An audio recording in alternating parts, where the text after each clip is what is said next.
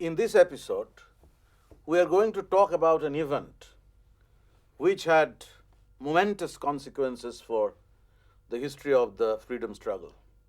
The Rowlatt Satyagraha, which was the first occasion when Gandhi decided to launch an all India agitation against imperialism on the strength of his experience with Satyagraha initially at South Africa and then in some limited areas, localized Satyagrahas in Champaran, Kheda, and Ahmedabad. The Rowlatt Satyagraha, as you know, was organized outside the rubric of the Congress. So, this was an agitation which was seeking to reorient the Congress towards a new kind of political strategy which the congressmen were unwilling to take. You know that even the Swadeshi agitation, despite the attempt by the Swadeshi leaders to involve the people, it remained an elitist affair by and large. So it was an occasion when a large number of people, ordinary people, artisans, were brought within the agitational politics unleashed by one of the greatest nationalist leaders of this country. Lastly, it actually gave a lie to the idea that the masses in India were so inert that they could never be organized in a massive agitation. So Rowlatt's agitation has its own significance because of all these reasons, that it was the first attempt by Gandhi to organize a massive all India agitation, and it was actually directed towards reorienting the Congress to a new kind of political strategy. But whenever you actually try to understand an event of this proportion, of this magnitude, one has to make a distinction between the long-term political processes and an event. An event often acts as a kind of a catalyst to grievances which had already been accumulating in different areas for different reasons. In a country like India, where you have so many different regions and they are actually separated by great distances, you may have many local grievances accumulating over time, and one or another event would actually emerge which would act as a kind of a catalyst which would turn these local grievances into a massive agitation. There may be local grievances, but a stage may arrive when many of these local grievances would eventually converge to create a massive agitation on an all India scale. So this is a point which any student of history must always reckon, that you can actually have a processual explanation in terms of which you can come across a large variety of local variations in national politics, but in spite of that, there may be some of these momentous events like the Rowlatt Satyagraha which would actually act as a catalyst, which would enable. Sir, considering your arguments then, what do you think is the importance of this issue in the mass mobilization that Gandhi was hoping to achieve? So I get your point. I mean, in other words, you are actually trying to get an answer to the question regarding the reasons for Gandhi's choosing this location for undertaking this massive agitation. In the first place, you must realize that the Rowlatt Act, in the manner it was enacted in the Imperial Legislative Council, evoked widespread condemnation in the public sphere. Newspapers began to comment on the pernicious character of this legislation. People in political associations were unhappy about the manner in which this act was passed through an indecent haste. This law was based on the recommendations of a committee that the government has set up under the presidency of Justice S.T. Rowlatt. The government mandate was for Rowlatt to suggest measures which would be able to contain revolutionary activities, especially when the Defence of India rule, which was a kind of wartime restriction that the government has imposed on revolutionary movement in India, was going to lapse. So the government was in a quandary. They were groping for a policy that they should adopt in order to contain possible revolutionary violence in India.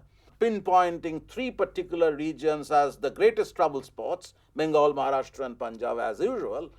And Rowlatt was given this brief, and Rowlatt came up with the suggestion that there should be provision for detention without trial. Trial should be held in camera without the jury.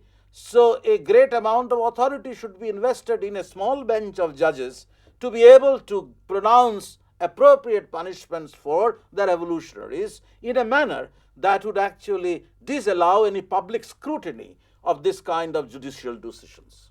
So that made the Rowlatt Act such an oppressive legislation. And the government knew this, because the way the government had to push through this legislation in the imperial legislature actually demonstrates the essentially malicious character of this law. The entire non-official membership in the Imperial Legislative Council, those Indians who were nominated to the Imperial Legislative Council and non-official members, protested against this, and one of them actually from central provinces, his name was B.D. Shukul, he in fact resigned. So this kind of a widespread condemnation against the proposed law in the Imperial Legislature certainly made Rowlatt Act a very important occasion for Gandhi to use in order to launch this first major all India agitation.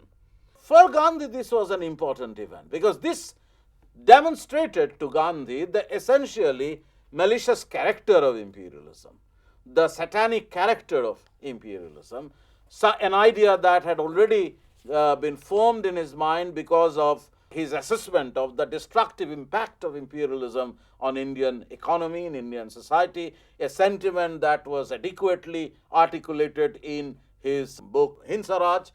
Gandhi had already formed his opinion about imperialism possessing a kind of a devilish character. All this became much more exposed during 1919 when this act was passed, and Gandhi thought that the Rowlatt Act, it actually brings out the character of imperialism as a devilish phenomenon. So it was important for Gandhi to organize an agitation against this devilish law unleashed by a devilish system of governance. On this realization, Gandhi intervenes to undo this law, and he planned it perfectly in the Gandhian style. You have already come to know how he considered morality to be very important in political life. There should be some consistency between ends and means. Non-violence should be practiced, not as a strategy, but as a matter of principle. So his idea was that Congress was not likely to lap up this idea easily, because there were people who didn't actually endorse this agitational strategy.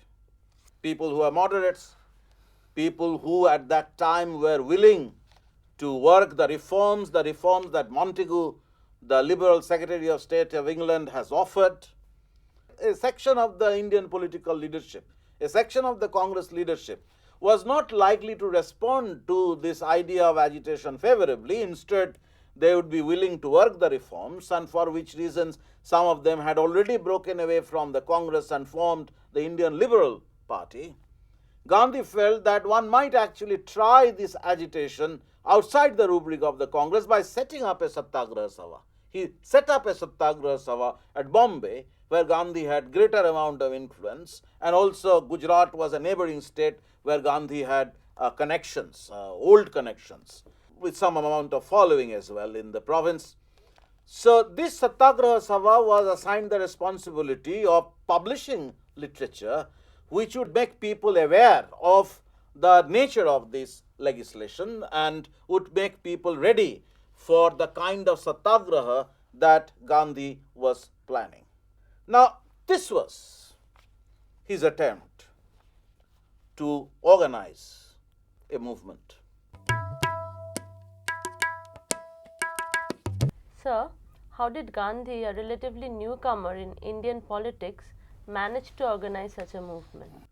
That is an important question, and that has been addressed by historians a number of times. Several historians have worked on this subject, and they wish to point out that in his attempt to organize this kind of a satyagraha, Gandhi relied on three different kinds of political networks.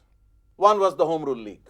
You all know that Gandhi, on his arrival in India, became associated with the Home Rule League. And among the members of the Home Rule League, there were younger people who were also very articulate in the Congress as well. These younger men were not happy with the way the moderates were responding so enthusiastically to Montagu's reform proposals. They knew that tangible powers were still eluding the Indians, and their disaffection about the Montagu Declaration was articulated in the Congress session at Delhi in 1918. So there were some men in the Congress or in the mainstream nationalist movement who were not happy with the Montagu Declaration. People who were members of the Home Rule League and who wished a new leader to arrive to enable the launching of a major agitation against the government.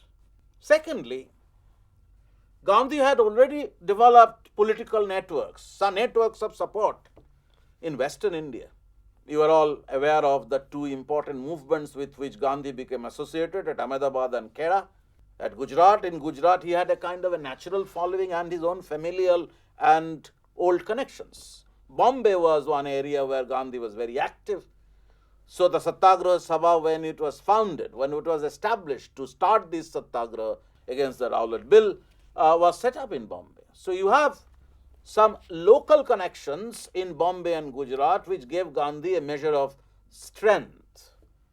Thirdly, and that is where I think Gandhi was achieving a good deal of success, in forging links with the pan-Islamists, a section of the Muslim leadership who by then had become somewhat suspicious about the intention of the empire, suspicious about the policy that Britain was going to adopt towards Turkey, the Sultan of Turkey, and who, as you know, was regarded as the Caliph, as the Khalifa, the head of the Islamic world.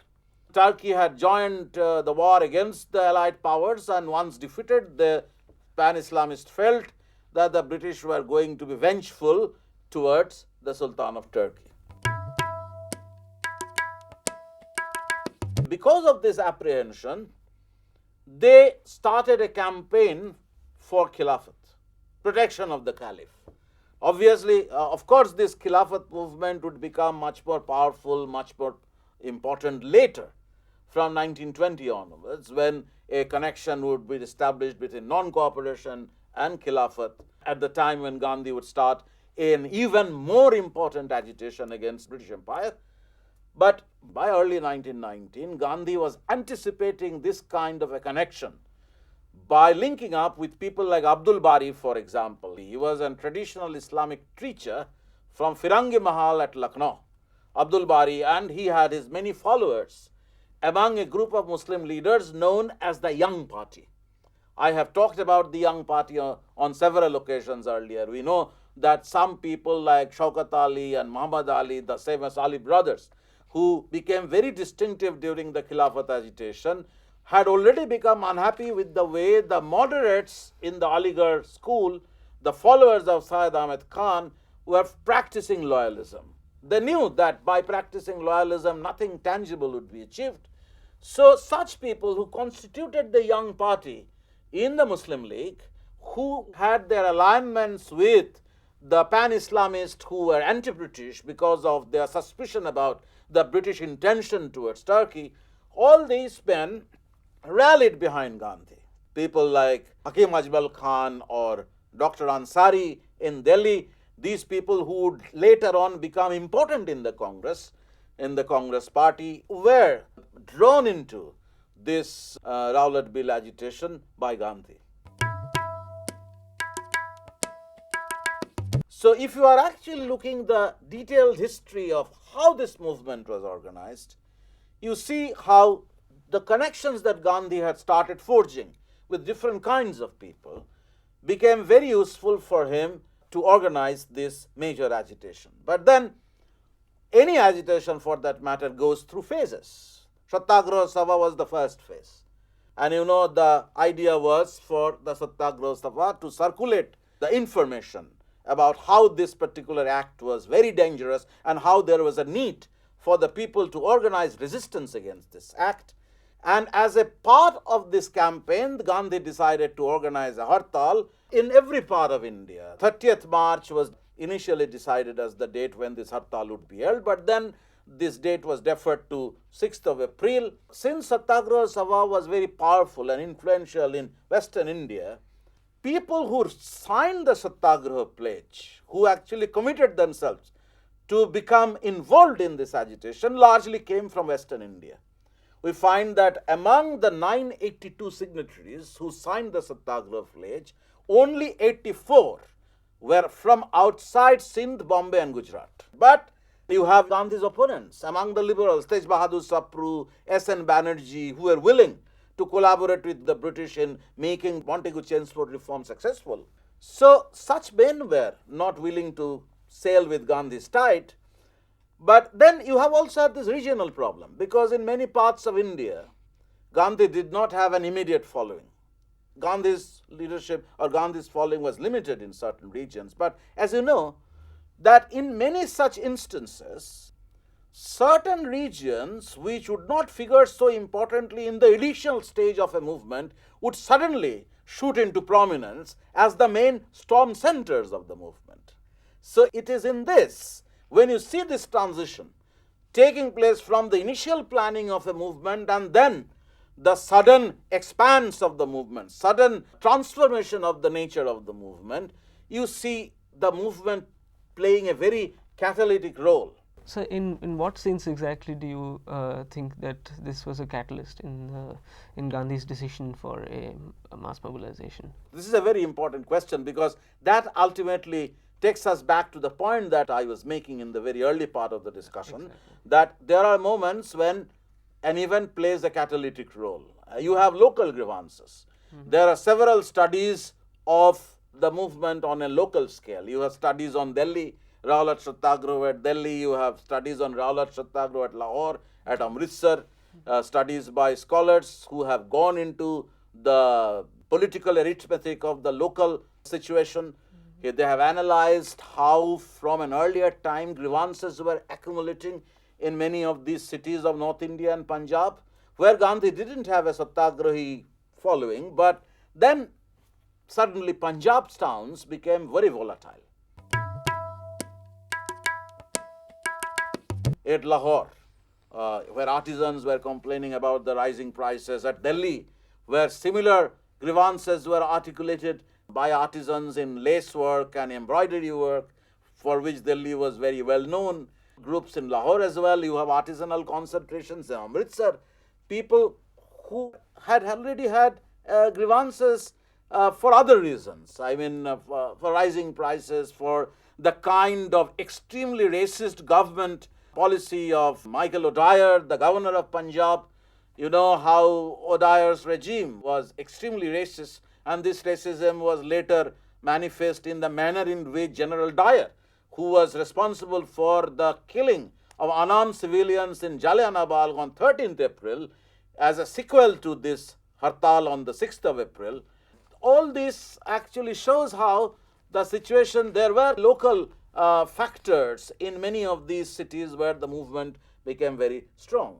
I have already suggested that this movement was strong only in the towns. Once again, you can see regional variations. Calcutta was not very volatile, but Bombay was quite responsive to this agitation. But in Bombay, the movement could be controlled by the Satyagraha Sabha more effectively. But unlike in Bombay, where you have this kind of Gandhian outfit exercising its control over the movement, in Punjab and Delhi, the movement actually exceeded the Gandhian limits. But the violence that the participants in the movement actually resorted to a large extent, was a response to the massive state violence that the government had unleashed on people. You have Amritsar firing on the 10th of April. When the news of Gandhi's arrest actually reached these towns, I mean, as you know, Gandhi was asked not to leave Bombay. Gandhi tried to defy the law. On the 9th April, he was brought out of the train. On the 10th of April, he was arrested. On the 10th of April, there was a meeting at Amritsar which was fired upon. Martial law was proclaimed. Similar things happened at Ahmedabad, where people became violent. But Punjab is especially important because the Punjab violence, which known as the Punjab disturbances, had led to the institution of a Hunter Commission that the government of India actually instituted in order to inquire into the reasons for unrest. You have, on the other hand, the Congress non-official inquiry committee, which also came up with these reports. All these reports, whether the government Hunter Commission report or the Congress inquiry committee report, reveals that in Punjab's towns, there were people who had become disaffected by the rising prices. But they also, particularly the Congress Inquiry Committee, draws attention to the racist nature of the regime. Racism was very acute in Michael O'Dyer's regime. And as I said, that this was manifest in the way General Dyer wished to contain unrest by teaching Indians a moral lesson. After he had fired upon the unarmed people at Jallianwala Bagh, he wanted to teach the Indians a moral lesson by forcing them to give obeisance to Englishmen, to salam the Sahabs, to crawl. They were exposed to flogging, and all sorts of corporal punishments and insults and humiliations were meted out to Indians. So this was one particular experience which underlined the essential alienation between the imperial regime and the Indian people. So if we are actually talking about the significance, you have this significance, even though Gandhi, realizing that the movement had exceeded the limits that he wished to impose on the movement, had become violent in many places, came to describe it as a Himalayan blunder. Sir, are you to believe then that Rowlatt Satyagraha had no significance, since the author of the Satyagraha is declaring this as a blunder? Gandhi at that particular moment realized that the manner in which he wished to organize the movement could not be achieved. It was a failure to the degree that he failed to undo the Rowlatt Act. He wanted to continue with the movement for some time. He never dissolved the Satyagraha Sabha. There were other issues which were raised. For example, the law which proscribed literature became another issue. Gandhi wished to defy this law by circulating proscribed literature. Ultimately, it was found that many of the people who became associated with the movement decided to backtrack. I mean, no longer that kind of enthusiasm was generated. And Gandhi himself, when he attended the Amritsar Congress in December 1919, spoke in favor of Indian participation in the Montfort reforms. There was opposition in the Congress. There were people who felt that the reform was inadequate, but some people had broken away from the Congress and had formed the Liberal Party who wished to work the reform. Gandhi, instead of taking a completely negative position, went to the Amritsar Congress in December 1919 and told the audience that if you are opposing Montagu Declaration, I am going to support it. So it was a different kind of stance that Gandhi was taking by the close of the year, but Gandhi was given to these things. Gandhi used to shift his grounds. Gandhi would take time to reflect on the possible consequences of a movement that he was about to launch. In 1920, once again, he would move. I mean, people who would be willing to enter the legislative councils and work the reforms would find Gandhi as an opponent of this. So even though Gandhi looked upon the Rowlatt Satyagraha as a Himalayan blunder, the Rowlatt Satyagraha certainly deserves a certain degree kind of importance in the history of Indian nationalism because of Gandhi's ability to bring different types of people together. People who were unhappy or who had grievances for different kind of reasons converged with the mainstream nationalist agitation and rallied behind Gandhi. Soon, in another year, he was going to make a far more powerful attempt to challenge the British, challenge the imperial rule, which came with the non-cooperation Khilafat movement, where he was going to make use of his connections with the Khilafatists. He would actually voice his opinion against council entry. He would start the most important, powerful agitation in India in the 1920s. So I think that even though Gandhi had described the movement in this manner, Rowlatt Satyagraha, the movement against the Act, is a very important happening in Indian history, a momentous occasion when we can see an important turnaround in Indian politics.